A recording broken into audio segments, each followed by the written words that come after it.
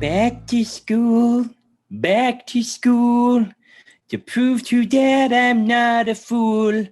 Back to school. Wait, no, I got my boots. Get that man a bottle of shampoo and conditioner. I We're know, doing right? some singing. We just watched it. I forgot the song already. I mean, maybe that's too much knowledge. That's what it is. Hey, it's Yes. Get Geekish. Too much knowledge is in here. That's why I can't remember anything. That is the best excuse I'm going to use for everything now. It's Get Geekish podcast. Welcome back. Beto here, Derek over there. And Woo! we are talking geeky stuff like we do every week. And being that it is the season of learning, we're talking about back to school. 'Tis the season. Mm-hmm. Which is, it's interesting because school is such a big part of just about everybody's life. Right. Up until they're 18 to 25 years old. Some people, it continues on forever. Like my wife's a teacher, so she's had school and summer break her entire life. I haven't had a summer break since I was 22 years old. But now that I've got a little one that's getting up to school age, it's starting to bring back a lot of memories and relive some of those moments of, oh yeah, I remember that. Mm-hmm.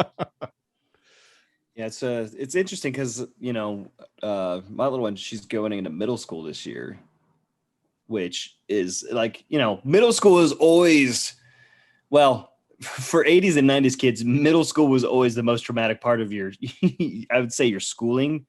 You look back and those are some awkward times. Nowadays, I don't think the kids have to deal with what we dealt with, but we got different stuff. I think it's the problem that when people I know in my house that are middle school teacher, they say that and people look at them like they're crazy. Like, you want to deal with those monsters? How could you deal with that? But I think most of us remember middle school. And even if we went to a decent middle school or had not that bad of experience, we all remember it being terrible because you're chock full of body changes and hormones and everything is awful and everything is a big deal and everything is terrible. So I think somebody could have gone to a completely run-of-the-mill, better than average middle school and probably could still look back and be like, oh yeah, middle school was awful. It was so terrible. True. I mean, look at too. I mean, in the 80s and the 90s, you also had a lot of movies that focused on, the elementary to middle school years. You got the Three Ninjas, you got Little Rascals, Richie Rich, that type of stuff where you're, growing up, you can relate and you're like, oh man, I wish. And then you go to your middle school and you're like, me, I was the nerd in, well, what was it, like 6th or 7th grade? I had size 11 shoes, big old glasses, and everybody called me clown feet. So there's that. Middle school is great. But you want to know a look into my psyche here? Let's see it. Sometime around, I want to say 5th, 6th grade, somewhere in there, started getting made fun of for liking things that were still too childlike. So I would make myself turn off my after school cartoons at least once a day and watch at least 15 minutes of Sports Center to watch something adult so I could talk to my friends at school that were, not into cartoons anymore. Right. You're walking around school. You're like, da-da-da-da-da-da. Did you see those highlights last night? He's rumbling, bumbling, stumbling to the end zone. Thank you, Chris Berman. You got me through some friends in middle school. Well, the thing is like, I don't know. I didn't go through the phase of not watching stuff. I did go through the phase of not admitting it, because I remember riding the bus to school. I grew up on the boonies, so we had a good 30-minute bus ride to school, and kids were talking about Pokemon and everything like that. And this was like what is becoming more and more popular. Now, I wasn't into it, but I'd watch the cartoon because it was on after school. So I'd watch it. And, they're like talking like, oh, Pokemon, and trading cards, everything. And then I'm like, okay. And they're like, you like that show? I'm like, no, not at all. And, and then in my head, I'm like, who's that Pokemon? Pikachu, But it's weird because like, those were some interesting times, and like I said, right before we start recording this, it's like part of it, you get excited. You would pump yourself up for school. You'd get to go back, right? You get to see your friends again. But how quickly that changed after like the first week back to school. Sometimes the euphoria could last a few weeks. Yeah. Sometimes it could be like an hour. You get to your first class and you're like, I'm done with this when summer starts. Well, yeah, especially if like, what was it? 7th grade for me, we had algebra for first period. don't do that to kids. Don't put math first thing in the morning. It's not fun. It's not fair. It's it's torture. Do something like language arts, or I don't know, art. Well, it's something that you get to the end of summer, and summers keep getting a little bit shorter. And around here, we definitely had summers because some places have had year-round school for a long time. But we're talking darn near 3 months off from school in the summertime. You come back, you get a little bit bored. By the end of summer, you've done just about everything you can do around the house. You're probably kind of sick of your family. There's only a handful of friends you actually see that you can get to because, like you said, school is one of those social events that when you're a kid, you've got a handful of friends you see outside of school. But when you take that out of the way, the rest of those kids you don't see unless you're at school. Well, and it's just this like whole work. It's whole fun social dynamic. You get to see these new things going there. And of course, there's the school supplies, which I don't know if kids have it these days, but going and having your whole bag full of new school supplies was kind of magical. Oh. So that's another thing I was leading up to, is like, what carried you through that week, through the 2 weeks, like you said, that euphoria lasting. It was always a pain when you had to go get school supplies, at least, with my parents, because they'd had the list there, and, I'd be like, oh, can we get these? Like, no, you can get these though. And they're always like, some of the generic ones, but every once in a while, like, you hold up that brand new Trapper Keeper and you just like use the Velcro. You're like, oh, you go and you got the nice little clicks. If you got the generic 3-ring binders, those rings didn't line up after the first 2 days at all. No, the ones that they had the plastic rings in them. Oh, I'm talking about the stupid cheap metal ones too. Oh yeah, the cheap metal ones. But anyway, it was when you had the store brand knockoffs that looked like Trapper Keepers. You had to have the original Trapper Keeper to have it be, Oh, and you got to pick the design of the style. Even thing is folders. You got your folders. You get some colored folders, but no. You can pick a folder with whatever you want on it, and you need like 5 of them. So you're looking, do I want a Detroit Lions one? Do I want a G.I. Joe one? Do I want a Transformers one? Like, well, did you do the same thing that I did? So when you're going through the school aisle, right, and it gets to the folders part, because you did, it was a requirement. I think it's still a requirement in school nowadays. I know things are a little bit different with, at home learning and whatnot, but when you had to pick up your folders, right, you did have to have a certain amount of them. So you would just have this plethora of folders laid out in front of you. And like you said, it's everything you could imagine. It's like the Funko Pops of folders. You got stuff from every different genre, every different sports team, everything like that. And right away you look at it, you're like, okay, history, I'm going to go with G.I. Joe because they're soldiers, right? Let's see. Science, Transformers, why not? They're robots, English, what do we got for English? Oh, Ninja Turtles, I guess. You try to make the references. Ninja Turtles was for art class. Oh, yeah. Okay. I'm kind of glad that I'm not the only one that did that, because I never even realized that I put that together. So talking about that, and I remember having those kind of thoughts in my head. Well, I mean, that's the thing. You wanted to have it laid out, and you'd get those. Well, I know that at a certain point, schools kind of relaxed a little bit on them, where you always had to have the number 2 pencils, right? They had to be number 2. If they weren't number 2, you would get in trouble. But then they started allowing mechanical pencils. So that was another whole thing, is you get to choose, because like some of the mechanical pencils had 4 or 5 in there, and it had the different colors. So you're like, okay, here's my mechanical pencils. This one's for this class. This one's for this class. And granted, you lost a majority of them like the first month in anyway. But it's true. Well, I've got like 5 pencil tangents now that you said that out loud. We'll start with mechanical pencils. Okay. 1, the greatest thing ever, because you get to make the little bow and arrows if you tore them apart and cut a hole in the middle of them. There's rubber bands, you can make them little weapons. But number 2, mechanical pencils. How many times did you get hosed because you had your favorite mechanical pencil and then you realized that the refillable lead that you bought was not the right size? Oh, that was the 0.5 millimeter lead doesn't go in the 0.7 millimeter bit of pencil at all. When you're sitting there, frustrating. You get it, you refill it, and you go to click, and the lead just goes pew right out because it's too small. When you're like, teacher, can I have a pencil? I told you to bring yours. I did. I'm out of lead. Well, the thing with the mechanical pencils too is like if you got the wrong kind, those erasers didn't work worth a crap. Or the ones that had like the stacked erasers on them. You know what I'm talking about? Where those were always weird too, and you lose those. And they had the kind of in between too, the little push pencils.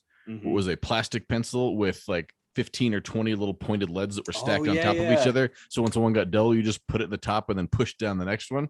Those are really fun, but one time through. And I also remember there was at my elementary school, there was a pencil machine that they would refill. And it would be the random smattering of pencils, just colored ones with glitter designs on them. But then they started adding in the like sports teams ones. So they'd have all the NFL team pencils. And I don't even want to think of how many quarters I stole from my own penny jar and probably my parents' penny jar to go to the school and try and buy NFL pencils to get on my favorite teams. When you look at this box, and it was 25 cents a pencil, but if you looked at what was actually in there, you probably had a 1 in 20 shot of getting a sports pencil, let alone one of the teams you liked. But you tried and tried and tried and traded with else trying to get the right pencil. Did you ever get let down because you bought a pencil that looked really cool and like there's a couple things, like one, it didn't write good. Well, I guess use my proper English. Two, it had that weird, you didn't know it had that weird film on the outside. So when you go to sharpen it, it like tears it up and starts to unravel it. And you realize it's just like a sticker wrapped around a pencil. And you're like, the heck? Or you grab a pencil and you go to sharpen it and it just shreds it because it's like that crappy wood. Yeah, it was like the wrong kind or the wrong grain or something like that. So yeah, right. So you just sit there cutting. You're just sitting there like teacher's like, can you hurry it up? You're like, oh, my pencil's not sharp. And then you go to write down and the lead just falls out or just like breaks immediately. That feeling of like when you sharpen a pencil brand new, it's got that super, super fine point. You go to write your name. You're like, big click. And then it snaps off. You're like, this is not going to be a good day. There's a better analogy for adulthood. I don't know what it is. It's true. And I'm interested about, because you mentioned they were more lax what they allow now because they required the number 2s for us. Mm-hmm. The number 2 seemed like not a bad requirement because looking back on it, we decided to make sure we got number 2 pencils, but there was a plethora of different kinds of pencils. I look at the kids' list I have to get now, and it's super specific. It's like you need the Ticonderoga TP6 6-pack of pencils, blah, blah, blah. I can't just get pencils? Right. And I guess the big push now is they want to have things exact so all kids have the same stuff. So some kid doesn't show up, with his fancy designer pencils and somebody else shows up with the Walmart brand or something. But it's frustrating. It makes it easier because I can just get the box where all the kids' school supplies are in it and it shows up at our desk. We're good to go. But it does take away that back to school shopping fun. I use in parentheses. Well, the thing is, you brought it up, they want the whole, like, everybody has the same thing. That was the joy. And I know, looking back at it, sometimes I was also the kid that didn't get it, but that was also the joy. You get to pick out your own supplies. You're that cool kid that shows up with the cool pencil box. Because, we had to have that pencil box to keep our pencils. You got the Captain Planet pencil box? Right. Or the pencil bag, or, like I said, the Trapper Keepers, or like just, I don't know, just having that freedom to customize your own stuff was just so awesome. You roll up, you got the smell good markers that don't write worth a crap, but they smell good. There was only like 2 or 3 kids in any class that had the scent markers, but there was always a couple kids that did, and everybody got to, Mr. Sketch, I love you. So at work, somebody left a pack of those in my desk that I took over. I was like, what? I just cracked one open and right away just flooded back, like our podcast that we did about smells. It just triggered everything. I was like, oh yeah, there we go. And the licorice. Oh, nope. Yep. I remember that one. And then by the end of the day, you realize like, I might need to go to a doctor. You got like 6 colors of marker under your nose, like a crackhead. And every once in a while you'd be like, I wonder if this tastes like how it smells. And even though you've done it before, you'd still do it again. Yep. Can't deny that. Right. And then like, it smells so much like green apple. Nope. Doesn't taste like it. Well, and then too, remember like because what was the other? So you had to bring your own scissors, which if you got the wrong ones, they didn't cut worth a crap. You had to get your own pencils. Especially if you're a lefty. Right? Yeah, you had it special.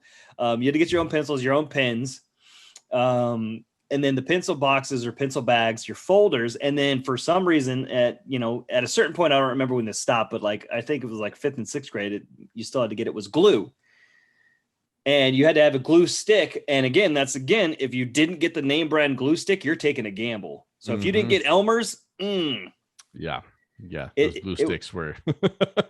well, even I not can't even put my art project together. I have the equivalent of chapstick in my art kit. right. You're sitting there, you're like, they're like, you don't need that much. You're like, yes, I do. You put it on there, and your paper just kind of warps because it's just so wet from it, and it still doesn't stick. It just slides. My favorite, you see the art project, and there's a piece of paper stuck to you, like, oh, it worked. And then you go to pick it up, and both pieces dry with glue on it, but they don't actually stick together.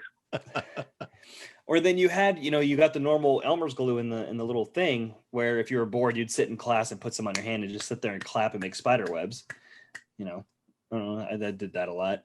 But then you had like in the 90s, they made everything like cool colors. So then you had that weird neon blue, clear blue. Yeah, the clear type glue. Of glue. Yeah. Mm-hmm. Which it was cool, but I feel like it didn't work as well. And also, I'm pretty sure I saw people trying to taste it to see if it tasted like mint. I did not do that. I will admit it. I tasted the markers. I didn't taste glue. Don't give me that. I'm gonna plead the fifth. Oh, you were one of those.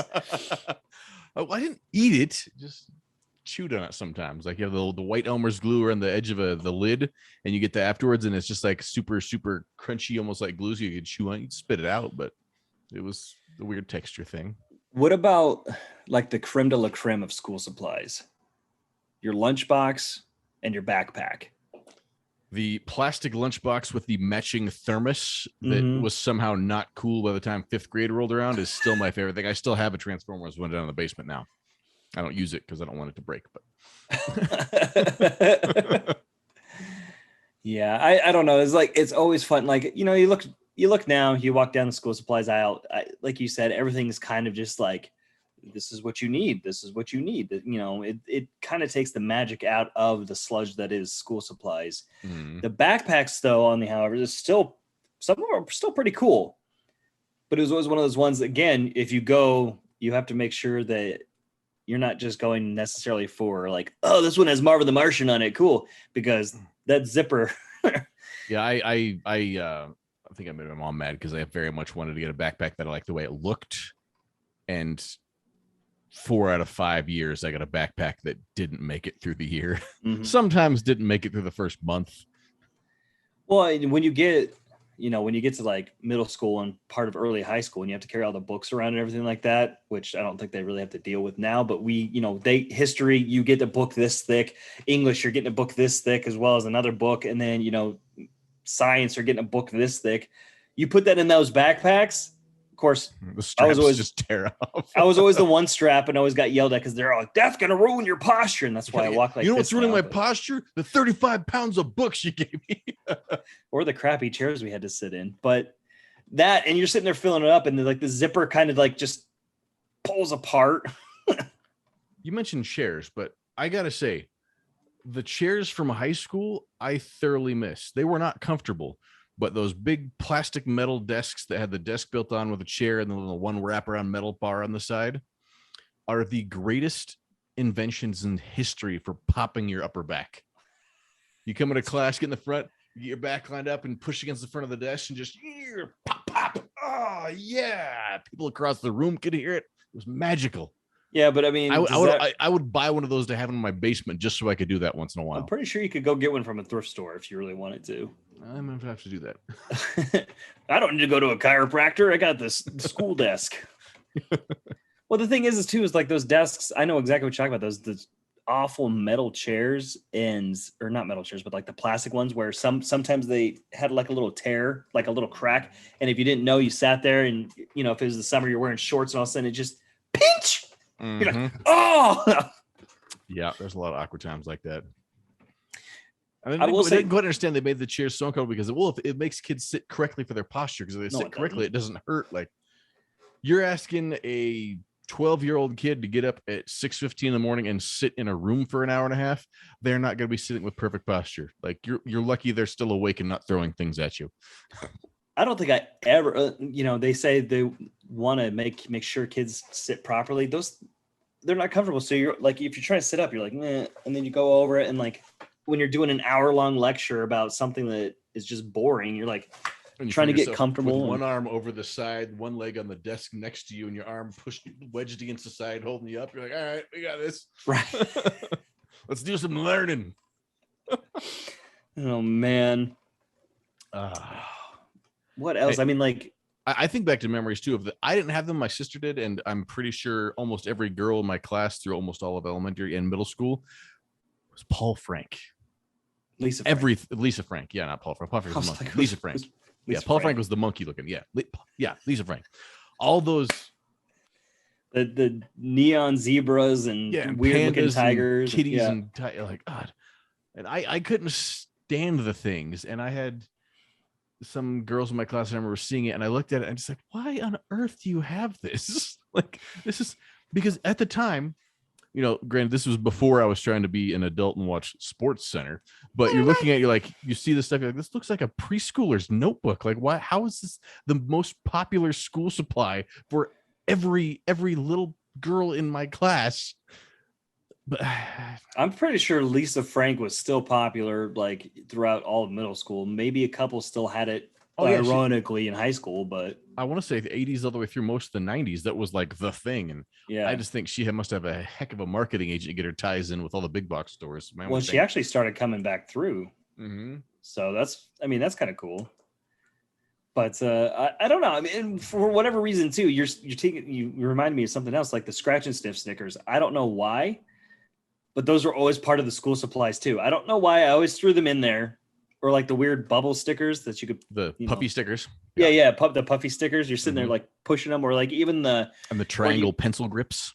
Mm-hmm. The triangle pencil, that made no sense. It makes it holding the pencil earlier. It doesn't hurt my fingers. It makes it easier. Well, they have the pencil holders are supposed to do that kind of thing, which didn't work for me. But the triangle ones made sense because you didn't have to hold on to it, but it just didn't let your pencil roll off. Right. That's true. Could you imagine if you had a nickel for every time your pencil rolled off your desk throughout school? I would be a millionaire. I don't worry, you got this little tiny notch at the very top of your desk that if you sneeze, the pencil still falls out of it. But that should hold it. Don't worry. Well, here, explain this to me, like, too. The other thing that makes no sense looking back at it now was the eraser toppers. The basically just erasers that you put over your eraser that didn't erase where you sit there and erase and it just smears the lead. Well, I understood the fact that if you could replace an eraser that was going bad. I get that, but the converse side of that is if you're using an eraser that much, your pencil shouldn't last that long anyway.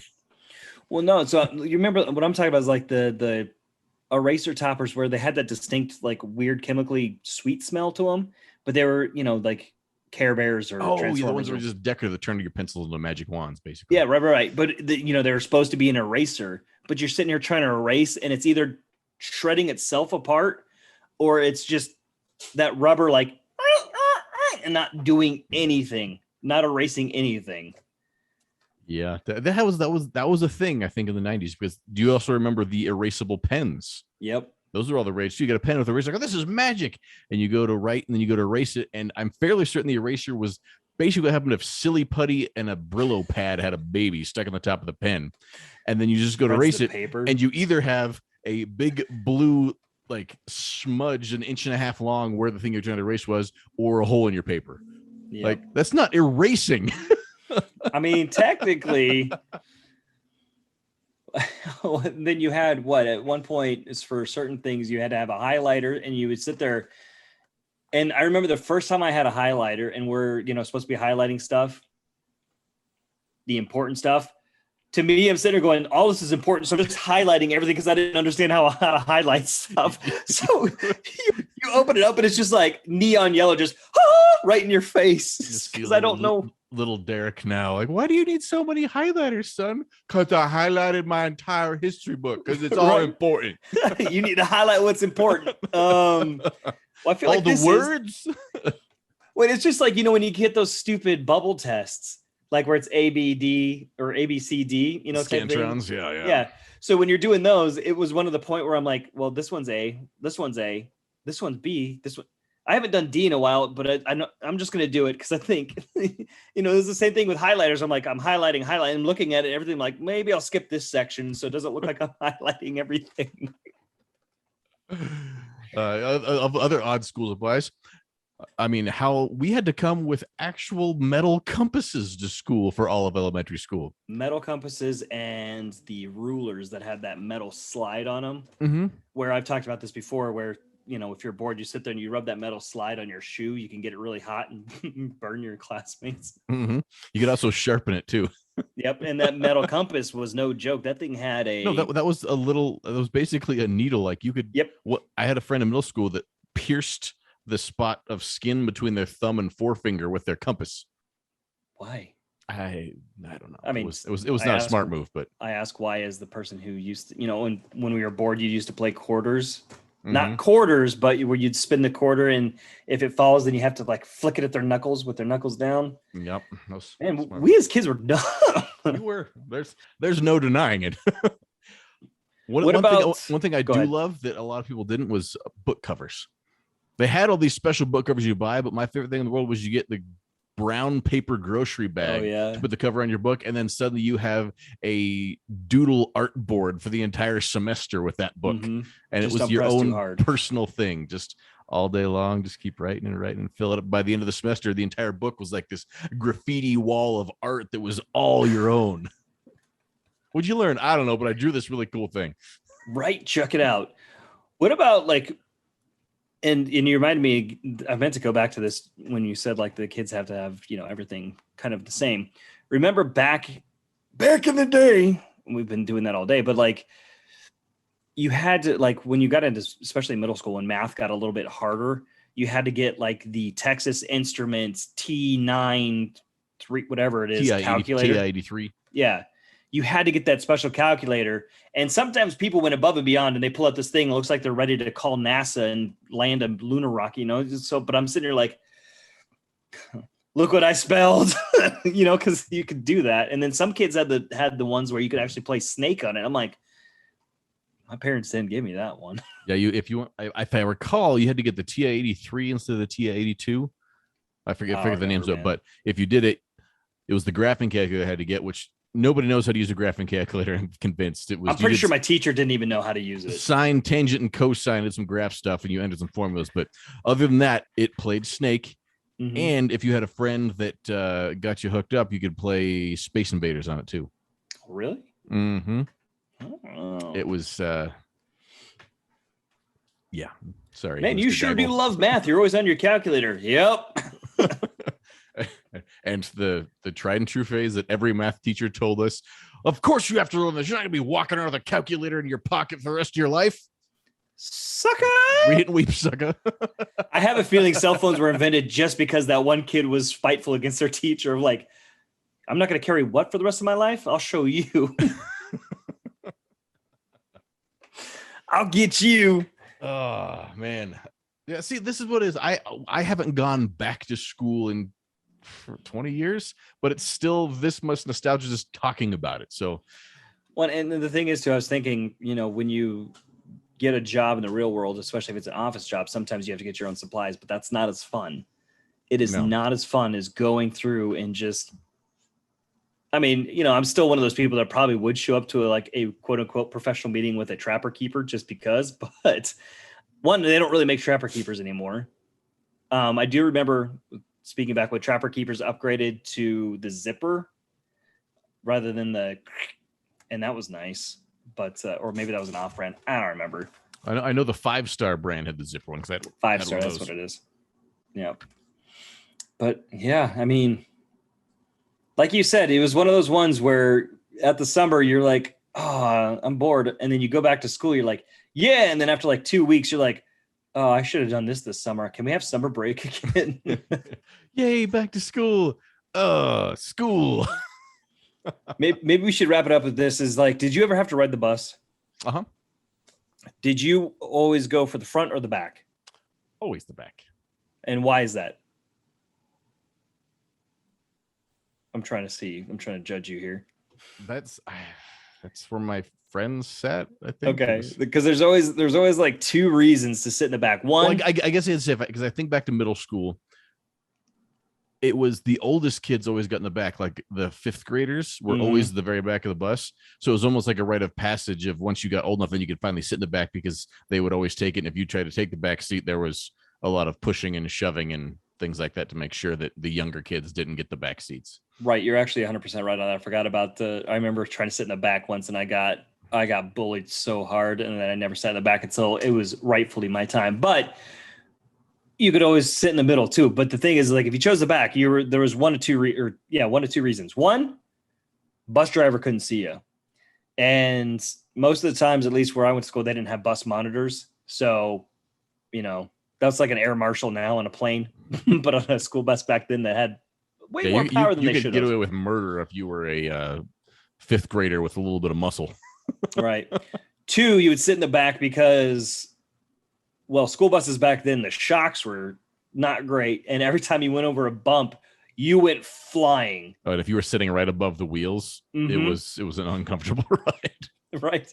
So you either wanted, like, you'd sit there, you're like, ready, and you'd fly. And man, those seats, I'm pretty sure those seats were the buses, I'm pretty sure were from the 50s because the seats had like springs poking out of them and everything. So if you landed wrong, you're in the world of hurt. But the only seat belts were in the very front seats. So you choose that specific spot, you're getting away with either everything, you're sitting there, back to chewing gum when you're not supposed to, or whatever, or you're just flying. I love that. We designed these bus seats to be, that's why we don't have seat belts, because we designed to be safe. You get in a wreck. I'm like, you mean this metal bar with the 3 millimeters of fake leather wrapped around the outside of it? That's supposed to protect my face? Oh my God. Did you ever like hit your head on one of those because you weren't paying attention? The bus driver had to hit it at brakes and you're BAM! My worst was if I'd sometimes I had some long bus rides, so I'd fall asleep against the window, and you get the trifecta. If they slam on the brakes and hit a bump, you're asleep, and then your face hits the front bar, then the back bar, then the side window again. So you get a little bing, bing, bing, bing. Ah, well, okay, I'm awake. I will share this last stupid story of mine on a bus. Elementary school, no, maybe fifth grade, like late elementary school or early middle school. Colorado, wintertime, buses heaters don't work. So you're all bundled up, right? The inside, the windows are frosted, and the inside of that metal is nice and frosted. I Christmas storied myself, dude. I went, and I stuck my tongue to the side of that metal, and oh my God, I freaked out and ripped it. And I had to, like, my tongue just started bleeding. I had to walk up to the bus driver and get Kleenex and just hold it while I went to school because it was just bleeding. And I was such an idiot. I was like, I don't know why I did it. It's just maybe that childish curiosity, but. And you're making fun of me for chewing on paste. How much paste have you eaten in your lifetime, though? Not much. Are you more of a paste or Play-Doh connoisseur? Play-Doh didn't taste good, but okay. Tangents. You could make Play-Doh that was edible. Just let you know. There's recipes for that out there. But we'll probably wrap it up right now because we've probably already talked too long about back to school. But happy back to school to all the kiddos out there. And I want to know what one of your favorite back to school memories was. We talked about ours, from the school supplies to the feelings of new things to friends and like. But let us know at Get Geekish on social media. What is your favorite back to school memory? The nerdier the better, because nobody wants to hear, oh, I liked going back to see my teachers and get back to learning. That wasn't that's not what school's about. Oh man, remember the whole, like, you got to share what you did on summer vacation. You're like, I got a good story, and then somebody tops you. You're like, never mind. You're all jazzers and stuff. Like, what'd you do? Well, our car got hijacked and we were on a cruise ship, and my dad worked. All right, what did you do? My parents took me to Mount Rushmore. That was it. We saw a moose. It was a really big moose. All right. It's at Get Geekish. We'll talk at you next week. Thanks for listening. We appreciate it very much. Don't forget to like and subscribe to the podcast. And speaking of more podcasts, we got plenty of them. Check the links.